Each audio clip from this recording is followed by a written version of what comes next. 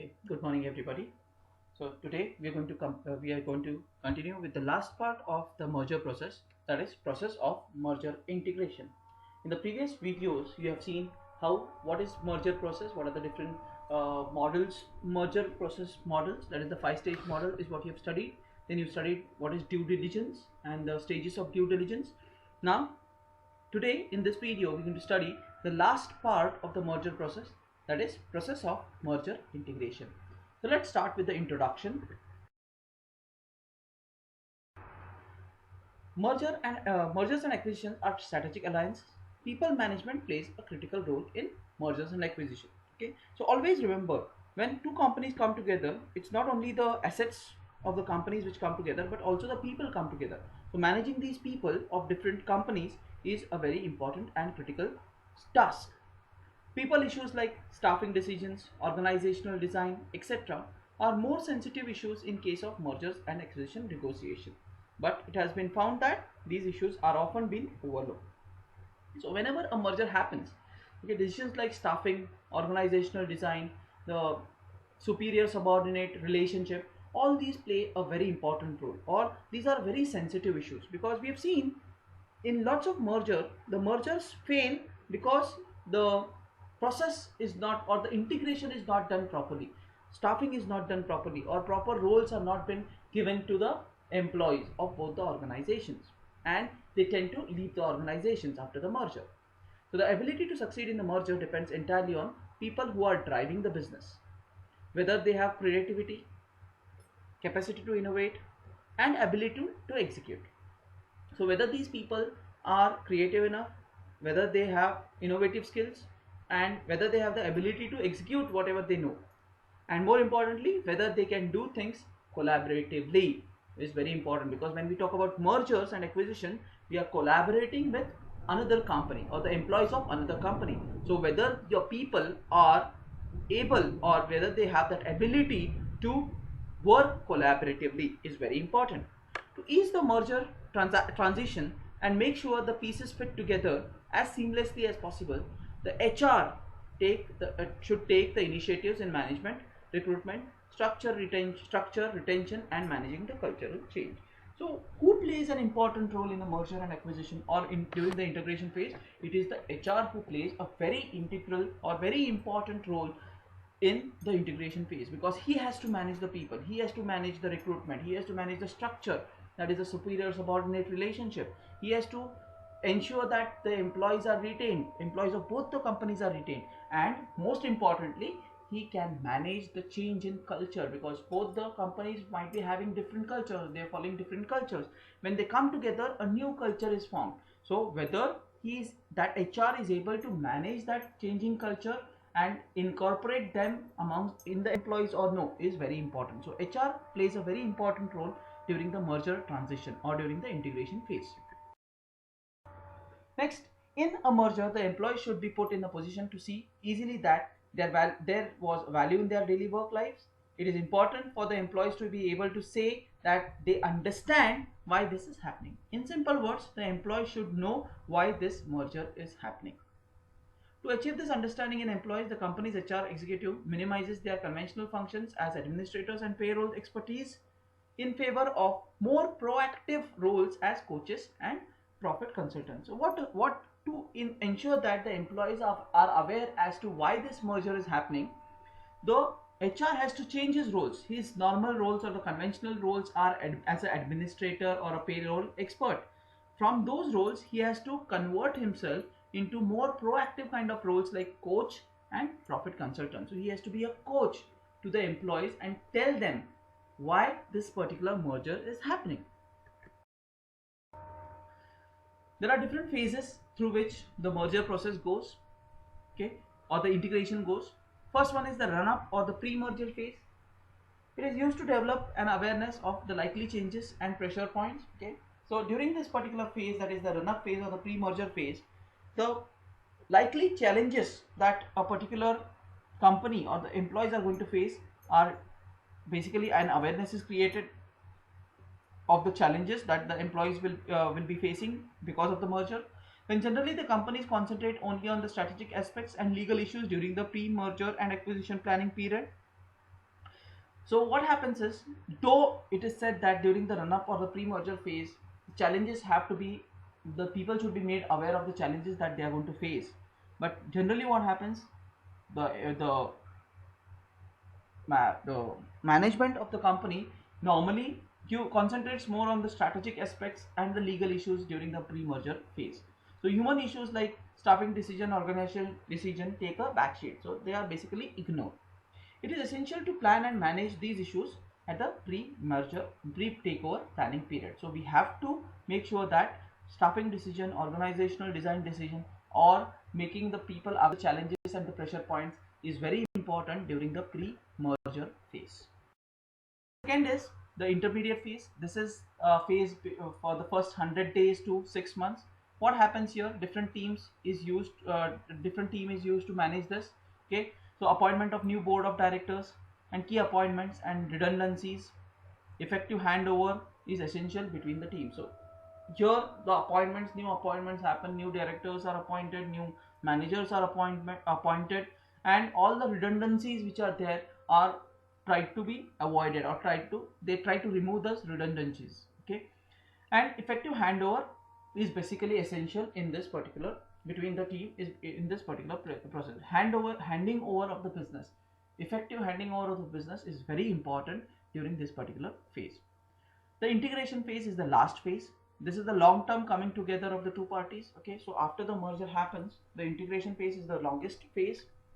When the deal has been closed, the job of realizing the strategic and value creation objective of the deal starts. Okay, this is the phase where you actually try to experience the strategic changes or the value creation that you intend to happen.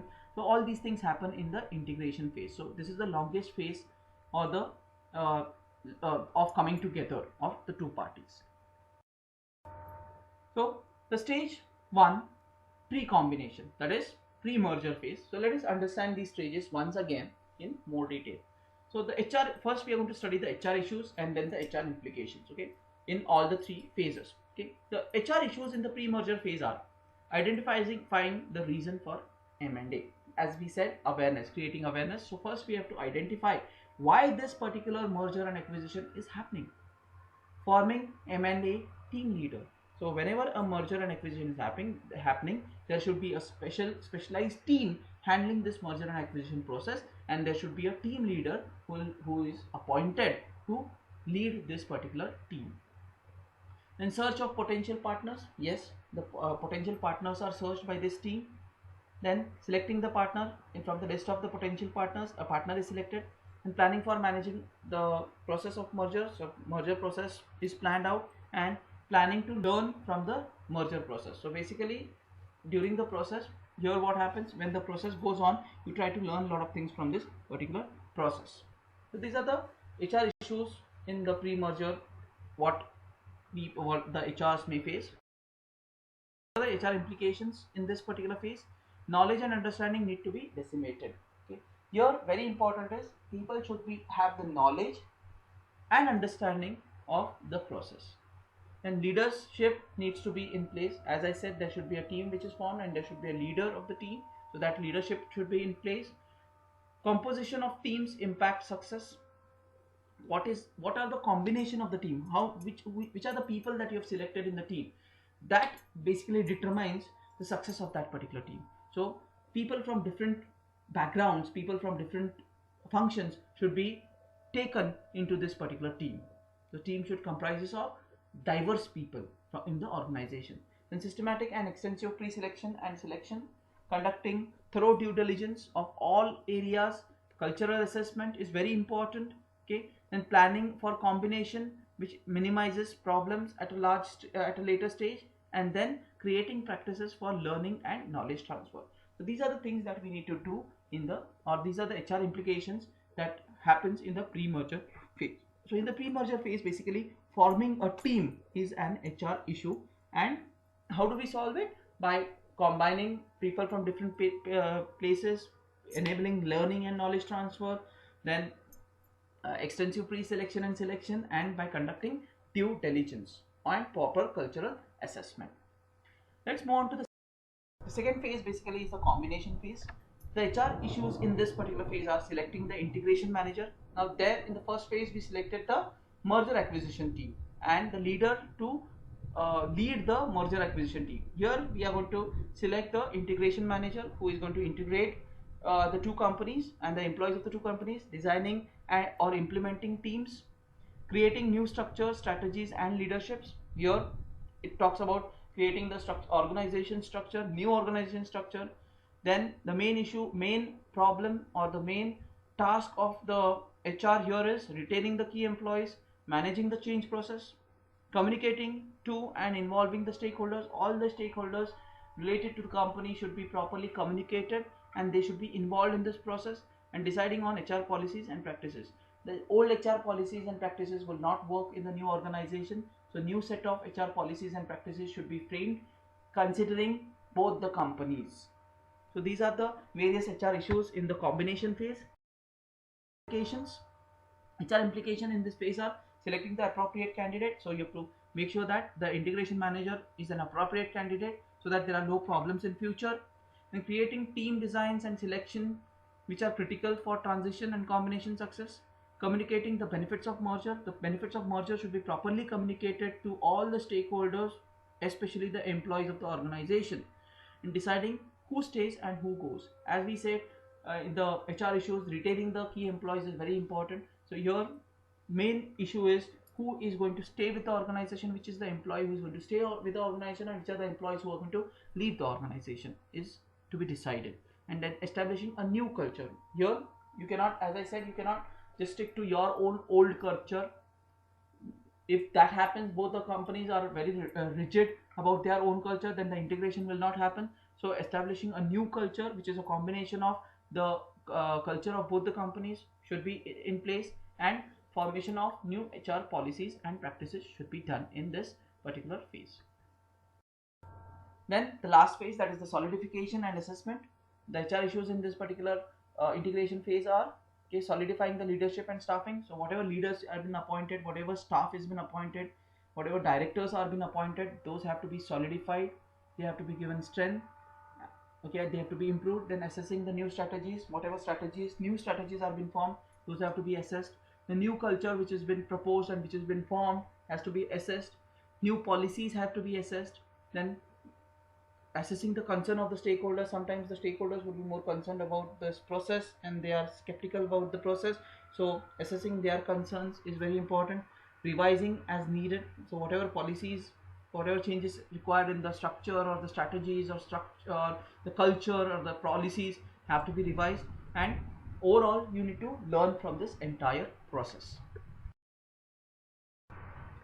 So HR implications in the integration phase are elective leadership and staffing of the new entity. The best thing is go for elective leadership so that leader is the representation of the entire group, so that there are less number of problems. In creating and evaluating new structures, the new structure has to be created and properly evaluated.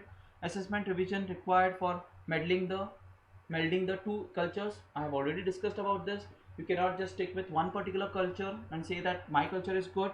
Okay, you have to go in for a new culture which is a combination of good things about both the cultures, and properly melding it is very important. So assessment of that is important. Okay, the concern of all the stakeholders need to be addressed and satisfied, and the new entity must learn. This is very important in the integration phase. So once we are done, let's now move on with the HR issues in overall HR issues in mergers and acquisition. What are the issues that the HR faces? Okay, then people issues like staffing decision, organizational design, etc. are most sensitive in cases of mergers and acquisition.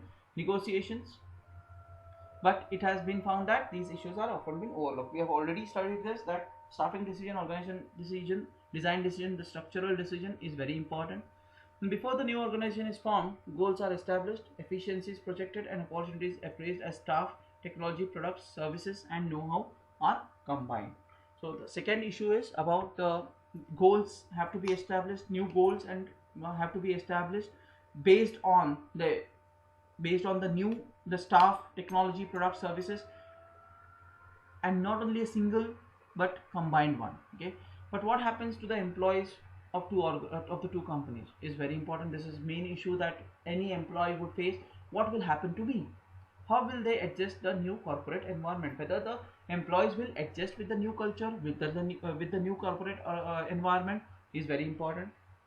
Just take a simple example. Okay, suppose there is a company which is American company, okay, US based company, which they are more flexible, okay, and they do not follow a lot of paperwork, whereas another company is a German company, where there is a lot of paperwork and they follow procedures. Okay, if these two companies merge, okay, the problem would be the employees will not be able to, will the employees will be able to adjust with these two different cultures?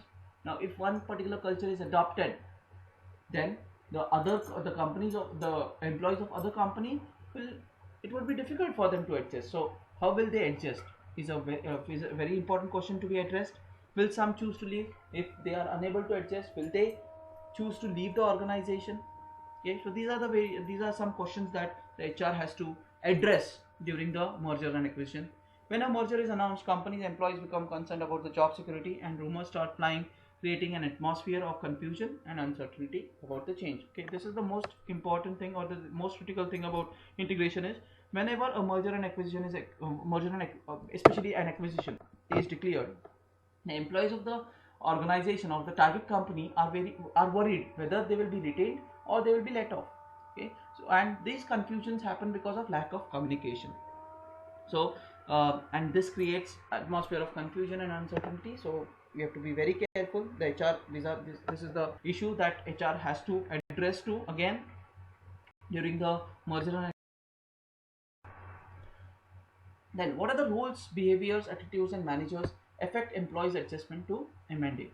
Multiple waves of anxiety and cultural clashes are most common causes of merger failure. Okay, so what what are the effects to why people don't get adjusted is because first of all they are more anxious about the merger. Then there are lots of cultural clashes that happen. Okay, one is used to one type of culture, he's been working in the organization for so many years with this type of culture, and suddenly the change of culture, so the cultural clashes happen. That creates a situation where the situation of distress and causes for failure of merger. Then HR plays an important role in anticipating and reducing the impact of these cultural clashes. So HR plays a very important role. We have already discussed this. It is the role of the HR to ensure that there are no cultural clashes happening. Then lack of communication leads to suspicion. Okay, as I said, there is a lot of anxiety and there is a lot of confusion. This confusion, anxiety, all these things happen because there is lack of communication. So lack of communication leads to suspicion, demoralization, loss of key personnel and business even before the contract has been signed. So this is what, once it is announced, it has to be properly communicated as to what is going to happen, what are the challenges that the people are going to face, what are the pressure points, and what are the changes that are going to happen in the organization has to be properly communicated, which doesn't happen normally. Okay, so gaining emotional and intellectual buy-in from the staff is not easy. Okay, you cannot just tell them that yes, the merger is going to happen and they will listen to you. No, it won't happen. It is very difficult to convince them, and so the employees need to know why merger is happening so that they can work out options for themselves. So once you give the reasons that this is the reason why the merger is happening and this is how you are going to get benefited from this particular merger, then it's left up to them whether they want to stay in the organization or they want to find out new options for themselves. So at least you are clear on your part. Next, the major stress accompanying merger activity are power status and prestige changes. Okay, this typically happened. I'll give you a live example. This typically happened when the merger between State Bank of India and State Bank of Mysore happened. Okay, State Bank of Mysore also had its own regional managers. State Bank of India also has its own regional managers. And when these two banks merged, okay, the position of regional managers of State Bank of Mysore was lost. They were no longer the regional managers because there cannot be two regional managers for the same region. Okay, for example, Belgaum, suppose Belgaum is a region and there is a regional manager for Belgaum of State Bank of India, and simultaneously there would be a regional manager for State Bank of Mysore for Belgaum region. But when the merger happened, one has to stay. So obviously it would be the regional manager of State Bank of India who stays, and the regional manager of State Bank of Mysore has to lose his power or status. So power, status, and prestige changes happens. Loss of identity. The same example I can quote for loss of identity. The identity is lost. There is a lot of uncertainty as to what is going to happen. Okay, and unequal compensation may become issues for contention among new co-workers. Another case, another typical case that happened was when UTC Aerospace. There's a company called as UTC Aerospace, and there was a company called as Goodrich. Goodrich was into aerospace, and UTC also was in aerospace. Okay. Goodrich was taken over by UTC Aerospace. Now, when this takeover happened, okay, UTC had comparatively newer or younger people heading the teams and were managers, whereas Goodrich had people with a lot of experience, let's say 15-20 years of experience in aerospace industry, and these people were the managers. When UTC took over Goodrich, the people of Goodrich who had, or the managers of Goodrich who had 15 to 20 years of experience, were asked to work under a person who just had 2 or 3 years of experience, or let's say 5 years of experience. So this again created a problem, and many managers, many managers of Goodrich left the company after the merger. So these things happen during the merger phase. These are the major stress accompanying merger phase. So unequal compensation may become an issue and contention among new co-workers. Next, managing HR issues. In how do we manage it? How do we manage all these HR issues that we have already discussed? So there should be a clear and unambiguous communication between the new management and the employees. So communication is more important. So there should be a very clear and unambiguous communication to the employees from the new management. To manage organizational stress, establish performance criteria, identify who will stay, who will go, create a new organizational structure, and assume the leadership of emerging organization. Okay, so this is what we can do. As the transition begins, the two cultures should combine to create a unique culture. So we have already discussed this. So these are the certain things that we can do to manage the HR issues in M&A. In the long run, successful mergers and acquisition occur when both the sides are open to new possibilities with cooperation, okay, flexibility and accurate information. So both the sides should be open. They should be flexible enough. The planning and assessment process has to be the best opportunity to progress smoothly. Open channels of communication is very important, which helps minimize confusion and build confidence in the employees. And top management is receptive, should be receptive and holds clear-cut vision, knows how to generate consensus and convince people about the organizational goals. So this is how you can manage the HR issues in mergers and acquisitions. So further, the role of HR. Let's understand the role of HR in this. Specifically, understand the role of HR in merger and acquisition. So human resource HR professionals should take an active role in educating senior executives about HR issues that can interfere with the success of the merger and with meeting the key business objectives. So it's the role of the HR to educate the senior executives about what possible problems that might occur in the during the merger phase. Then facilitates the transition team. The HR has to properly facilitate the transition team, are used to study and recommend options of combining the two companies in a merger. Okay, so he has to the HR has to facilitate them for understanding or studying or recommending the various options that can be adopted during the merger phase. Then to discourage decision making based on personal agendas and or politics, it's the HR role who has to discourage any decision making which is done on personal agendas. Human resource professional that facilitate transition teams should work with team leaders to run effective meetings. This gives all the members an opportunity to contribute their viewpoints. Can develop newly formed teams after implementation of merger. As new teams are formed, they may experience problems arising due to interpersonal conflicts, unclear roles and responsibilities, and confusing procedures. Okay, so a lot of the newly formed teams have to be properly developed, properly guided by the HR. A process to develop newly formed teams. Review this process with managers and supervisors and offer to help launch new teams by providing consultation. So HR also plays a role of a consultant to develop these newly formed team. Then reinforcing the new culture is very important. When the two companies with vastly different cultures merge, help the management to preserve the best aspects of the old company and carry them into the new company. This is the job of an HR. Some play is find out the cultural characteristics and values senior executives, what senior executives wants to retain and what they want to give up has to be properly identified, and what new characteristics they want to introduce in the new organization has to be um, asked or has to be understood.